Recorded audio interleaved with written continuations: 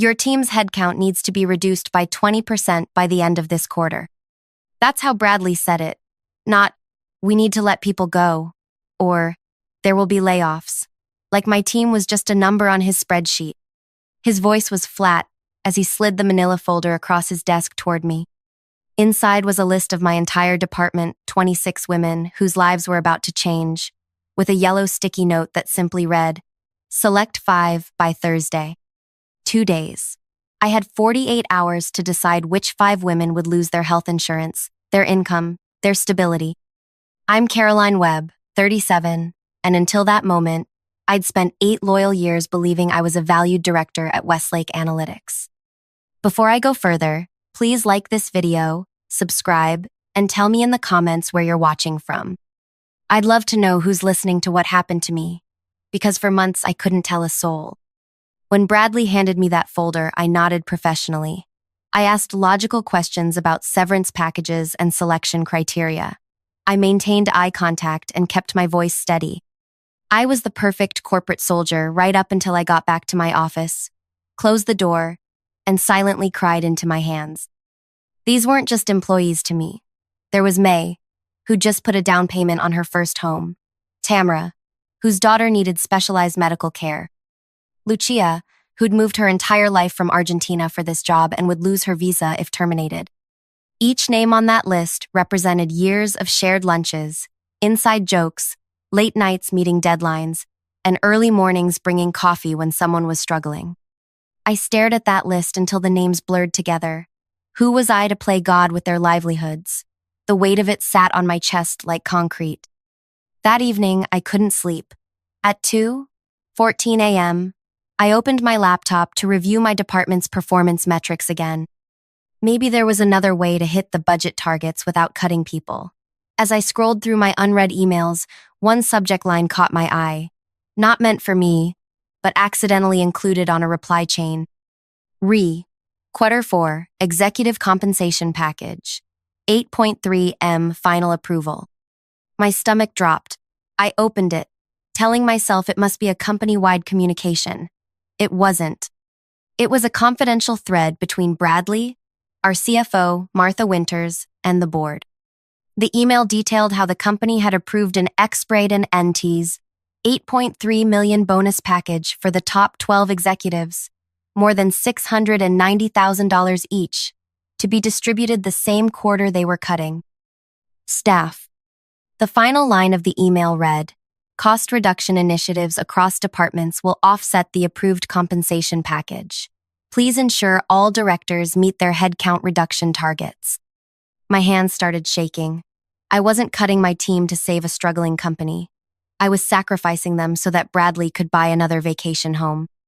I sat there in my dark living room, the blue light of my laptop illuminating tears I didn't realize were falling. For 8 years, I'd worked weekends and missed birthdays. I'd canceled dates and therapy appointments to meet deadlines. I'd defended company decisions I didn't always agree with because I believed we were all working toward the same goal. What a fool I'd been. By morning, my sadness had hardened into something else entirely. A quiet, cold fury that I'd never felt before. I walked into work that Wednesday with 2 competing thoughts. I couldn't sacrifice my team for executive bonuses, but I also couldn't lose my own job. My mortgage wouldn't pay itself, and the job market was brutal. Everyone was laying people off, not hiring. In the break room, I ran into Zara, our IT security specialist. We weren't close, but she'd helped me recover a corrupted file once and saved my presentation. She noticed my red eyes immediately. "Caroline, are you okay?" I opened my mouth to say the usual, "I'm fine," but what came out was a choked no. Before I could stop myself, I was telling her about the layoffs, though I left out the email about the bonuses. Corporate confidentiality was drilled into us, and even in my state, those instincts ran deep. Zara's face fell. "That's horrible. When do you have to decide?" "Tomorrow." My voice sounded hollow, even to my own ears. She squeezed my arm. "If there's anything I can do." I nodded, not really believing there was anything anyone could do. But as I walked away, a thought formed, dangerous, risky. But once it appeared, I couldn't unthink it. That afternoon, I called an emergency department meeting. All 26 women crammed into our conference room, sensing something was wrong. I'd never called a last-minute meeting before. I have something difficult to share. I began, my voice steadier than I expected. The company has mandated a 20% reduction in our department by the end of this quarter. The room went silent in that awful way. Rooms do when everyone stops breathing at once. Then came the whispers, the widened eyes, the quick calculations of who had been there the shortest time. I want to be transparent with you all, I continued. I've been asked to select 5 people by tomorrow.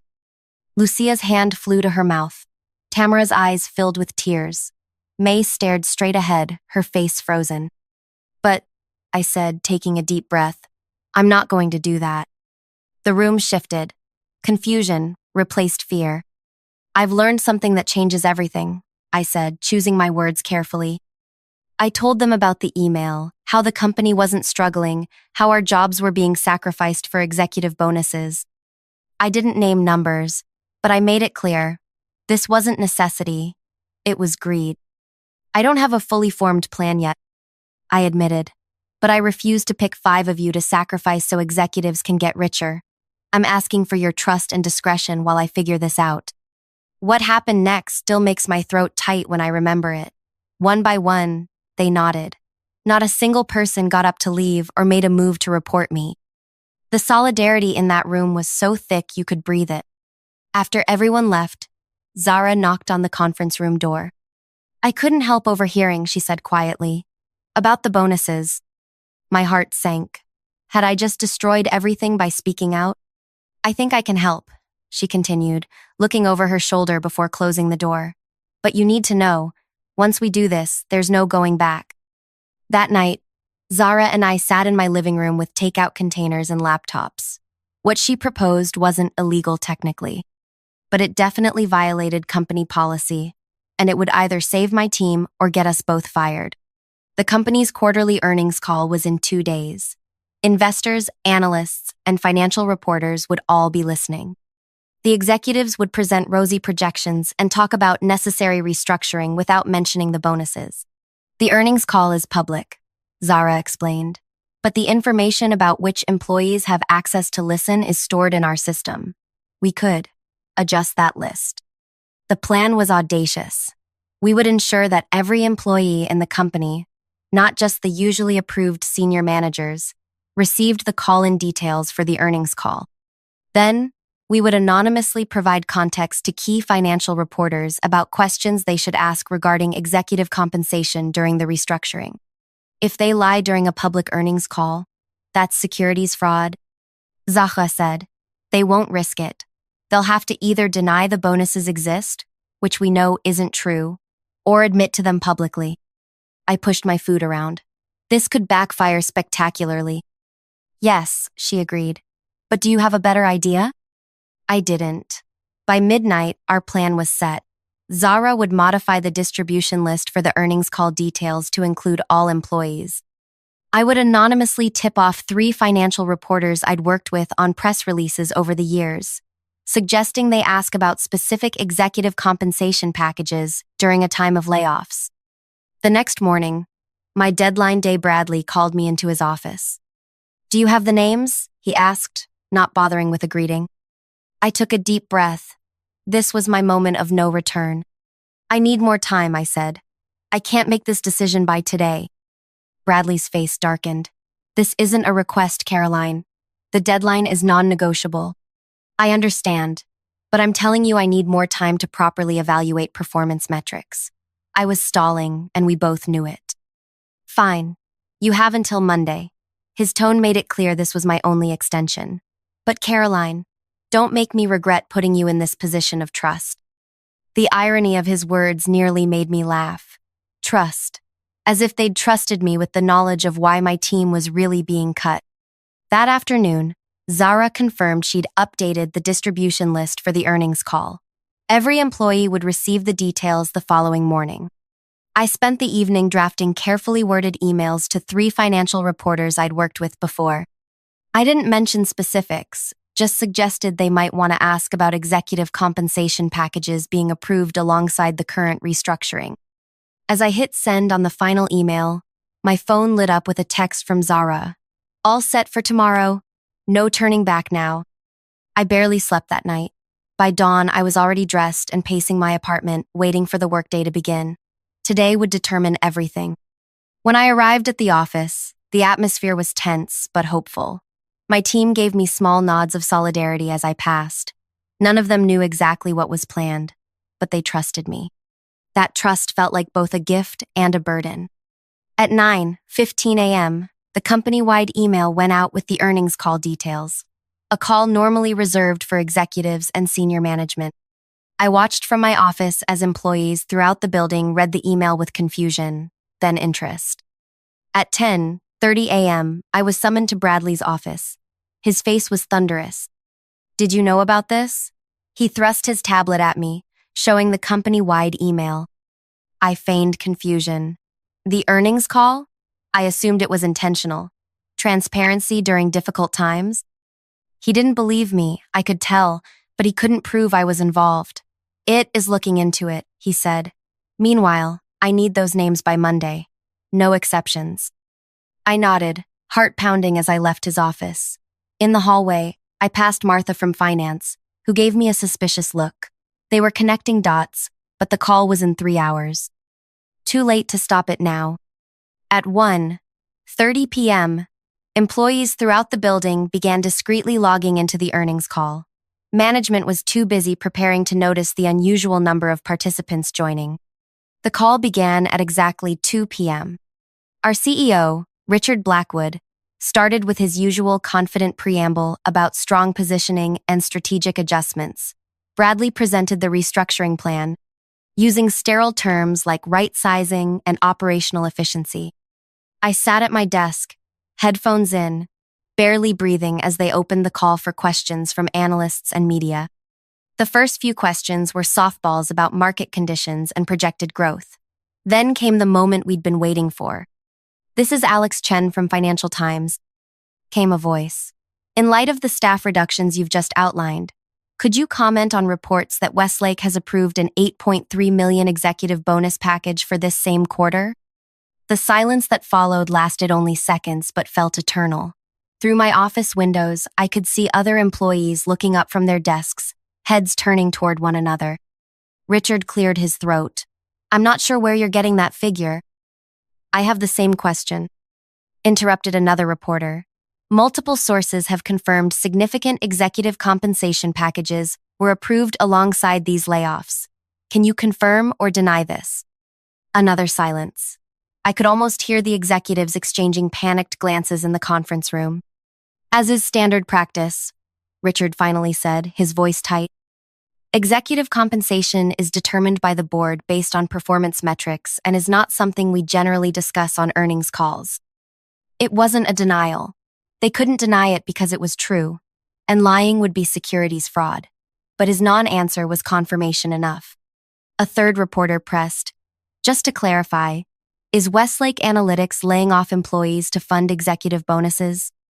"Absolutely not," Richard snapped. But it was too late. The damage was done. Throughout the building, I could see employees removing headphones, talking urgently to one another. Slack channels exploded with messages. The secret was out. By 3 p.m., Bradley was striding toward my office, his face a mask of barely controlled rage.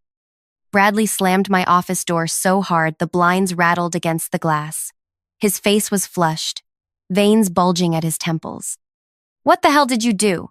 He hissed the words through clenched teeth. I sat back in my chair, heart hammering but voice steady. "I don't know what you mean." "Don't play stupid, Caroline. Those reporters knew exact figures. Someone leaked confidential information, and everyone in this building just heard it." I stared back at him, silent. 8 years of swallowing my opinions, of nodding and smiling and being the good corporate soldier. It all ended in this moment. His glare didn't intimidate me anymore. "The CEO wants everyone involved in the conference room, now." He stood over my desk, trying to use his height to intimidate me. "This is a fireable offense. Hell, it could be criminal." "I'll be right there," I said calmly. As he stormed out, my phone lit up with a text from Zara. They're checking the email distribution logs. Get ready. My hands should have been shaking, but strangely, I felt steadier than I had in days. The worst they could do was fire me, and I'd already accepted that possibility the moment Zara and I hatched our plan. In the hallway, employee conversations hushed as I walked past. Some avoided eye contact. Others gave me subtle nods of solidarity. They'd connected the dots. Word travels fast in an office when executives are panicking. When I entered the conference room, 6 people were waiting. Richard, Bradley, Martha from finance, 2 board members I recognized from company photos, and a woman I assumed was legal counsel. Their faces were grim. "Sit down, Caroline," Richard said, gesturing to the lone chair facing their side of the table. A clear power play, making me face the firing squad alone. I sat, folded my hands on the table, and waited. "An unauthorized distribution of confidential call information went out this morning," Richard began.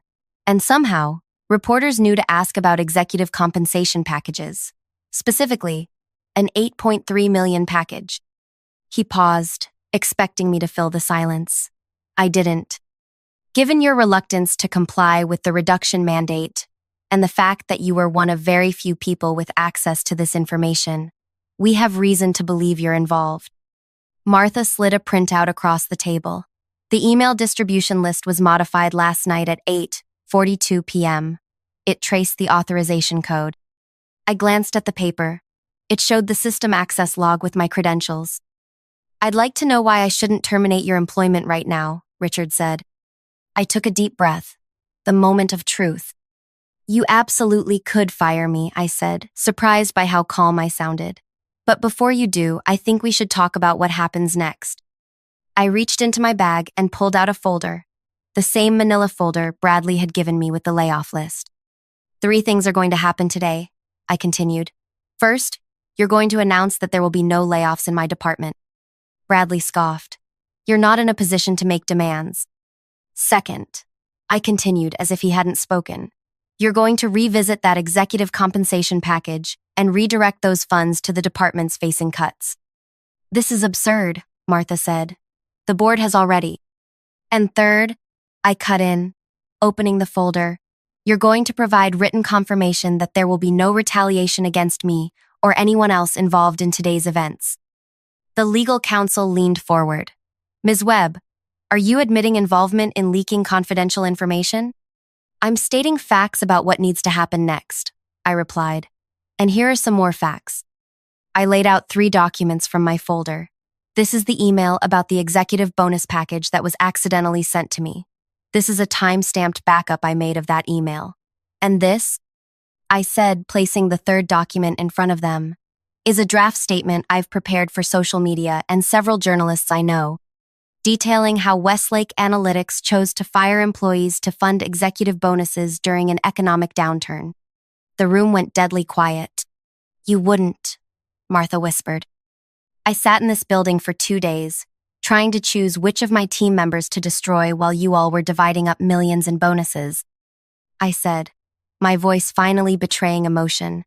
"So yes, I absolutely would." Richard's face had gone from red to white. "That would tank our stock." "It might," I agreed. "And I'd prefer not to do that. I have friends here whose 401x would suffer. But I also have 26 women in my department who don't deserve to lose their livelihoods, so you can add another comma to your bank accounts." The legal counsel whispered something to Richard. He nodded tightly. "What exactly are you proposing?" he asked. Like I said, no layoffs in my department, redirect the bonus package to operations, no retaliation. I met his eyes directly.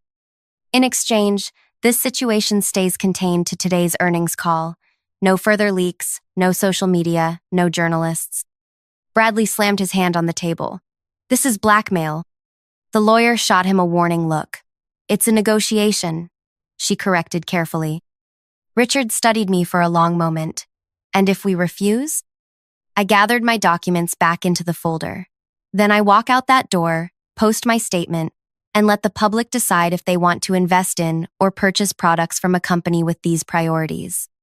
For 15 excruciating minutes, they asked me to leave the room while they conferred. I stood in the hallway, legs trembling now that I was alone. What had I done? This could still go terribly wrong. May walked past, giving me a questioning look.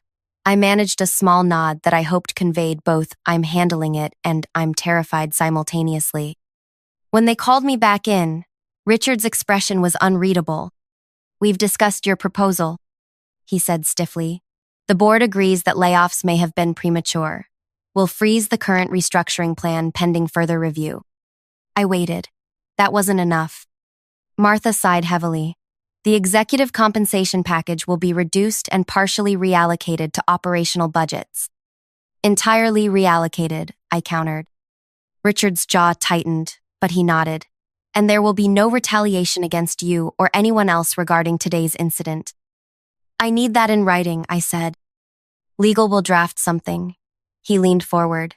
"But Caroline, understand this. Your advancement at this company ends today. You'll keep your current position, your team stays intact, but this is as far as you go with us." It was a fair trade my career trajectory for my team's security. "I understand." As I stood to leave, Richard added, "This corporation has been publicly embarrassed today. That doesn't happen without consequences, one way or another." The threat lingered in the air as I walked out. By 5 p.m., a company-wide email announced that the planned restructuring had been postponed indefinitely. No mention of bonuses, no acknowledgement of the earnings call disaster. Just corporate speak for "we're backing down but don't want to admit it." I gathered my team in the conference room to share what I could. "The layoffs have been canceled," I told them. "Your jobs are secure." The relief in the room was palpable. Tamara actually started crying. Lucia grabbed my hand and squeezed it so hard it hurt. "What did you do?" May asked quietly. I shook my head. "Nothing I can discuss, but it's handled." They didn't press for details. Maybe they didn't want to know. Maybe they already suspected. What mattered was that they were safe. As they filed out, Jen, the most recent hire, paused at the door. "Whatever you did," she said, "thank you." That simple gratitude nearly broke me. Zara found me in my office later, closing the door behind her. "They've been in damage control all afternoon," she reported. "The stock dipped after the call, but it's already stabilizing. Social media is having a field day with the bonus question and the non-answer." "Did they trace anything back to you?" I asked. She shook her head. "I covered my tracks. They found your credentials on the distribution list change because I wanted them to find it. Just enough evidence to make their point without involving anyone else." I stared at her, stunned. "You set me up to take all the blame?" "I set you up to have all the leverage," she corrected. "They found exactly what I wanted them to find, nothing more, nothing less." That night, I couldn't sleep again, but for entirely different reasons. I'd stood up to executive leadership and won, sort of. My team was safe. The obscene bonuses would be redirected. But Richard's warning echoed in my head. This doesn't happen without consequences. I knew what he meant. I'd be watched closely now. Every minor mistake documented, every deadline monitored. They'd build a case for letting me go that had nothing to do with today. It might take months or even a year, but eventually, they'd find a way to push me out. The question was, did I even want to stay? 2 days later, I got my answer. A client I'd worked with for years, Valerie Kim, called me directly rather than going through our normal channels. "Caroline," she said, "I heard something interesting on your company's earnings call." My stomach dropped. "Oh?" "I've been in corporate America long enough to read between the lines of that non-denial about executive bonuses during layoffs." She paused. It got me thinking about who might have had the courage to make that information public. I stayed silent.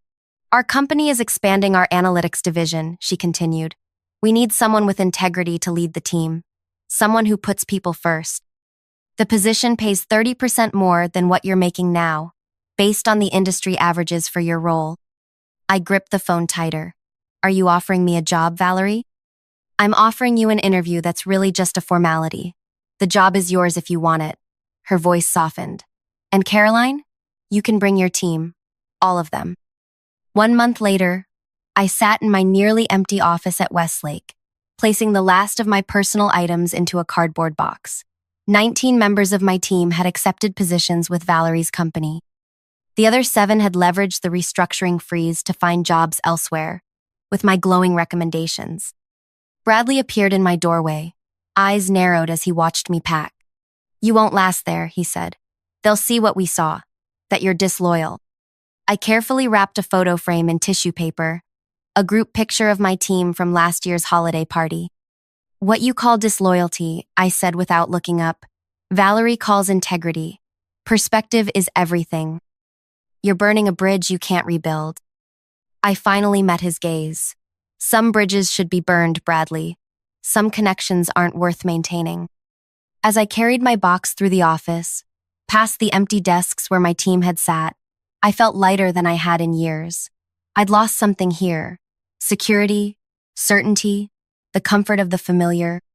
But I'd gained something far more valuable: the knowledge that I could stand up for what was right, even when it was terrifying. In the parking lot, Zara was waiting by her car.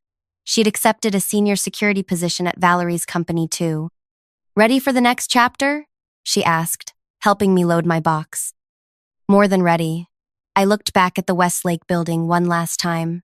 You know, I never thought of myself as someone who would risk everything like that. "Most people don't," she said, "until they're faced with a choice they can't live with." 6 months later, our new team gathered for a strategy meeting. Looking around the room at the familiar faces, May, Tamara, Lucia, and the others, I felt something I hadn't experienced at Westlake in years: genuine pride. We weren't just survivors now, we were thriving. During a break, I checked my phone and saw a news alert about Westlake Analytics. Their stock had dropped 40% after 2 consecutive quarters of missed targets. The article mentioned that several key client relationships had deteriorated following personnel changes. I wasn't surprised. When you treat people as disposable, eventually you dispose of your company's future. Our clients had followed us not because of a brand name, but because of the relationships we'd built. Relationships that Westlake had been willing to sacrifice for short-term executive enrichment. Valerie popped her head into the conference room. "How's the team doing?" "We're exceeding projections by 17%, I said. "Turns out keeping talented people and treating them well is good for business." She smiled. Revolutionary concept. That evening, I stood on my balcony watching the sunset, reflecting on the past 6 months. I'd gone from crying in my office over an impossible choice to leading a thriving team at a company that valued us. The journey hadn't been easy. I'd had panic attacks, sleepless nights, and moments of crippling doubt. But I'd discovered something about myself in that conference room at Westlake, facing down executives who thought they held all the power. I'd found my voice. Not just for myself, but for 26 other women who deserved better. Sometimes the best revenge isn't some elaborate scheme. Sometimes it's simply refusing to participate in your own destruction and helping others do the same. My phone buzzed with a text from Zara. "Heard Bradley got let go today. Restructuring. Ironic, right?" I smiled to myself. Not revenge, justice. The corporate world had taught me that power moves in only one direction: downward, from the executives to the expendable. But we'd proven that wrong. When we stand together, when we refuse to be pitted against each other, the flow of power can reverse. So, if you're watching this and you're facing your own impossible choice, remember my story. Remember that sometimes the most powerful thing you can do is simply say no, and mean it. Oh, and if you're wondering what happened to that $8.3 million executive bonus package, it funded our department's operations for another year at Westlake. After we left, rumor has it they tried to reinstate it. But by then, 3 more departments had learned to ask questions during earnings calls. Some lessons, once learned, can't be unlearned. Some changes, once started, can't be stopped. Thank you for listening to my story. If it resonated with you, please hit the like button and subscribe to the channel. And I'd love to hear in the comments if you've ever had to make a difficult choice at work, or if you've ever had the satisfaction of walking away from a toxic situation. Your stories matter too. Because that's what I learned through all of this. Our stories, told truthfully, have power. Sometimes they even have the power to change things we thought were unchangeable. Remember that. I know I always will.